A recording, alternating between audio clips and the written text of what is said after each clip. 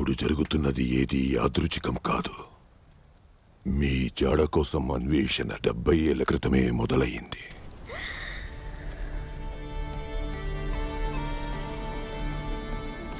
కాలాలు దాటి, ప్రవాహాలు దాటి, సమూహాలు దాటి మీ విధి మిమ్మల్ని వెతికింది.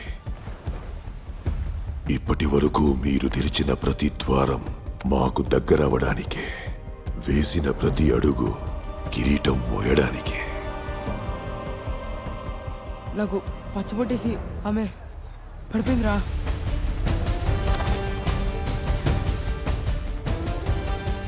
మీ ఇంటిని వదిలిన శివ మా కంటపడిన నిమిషమే విధి మీ ప్రస్థానాన్ని నిర్ణయించింది.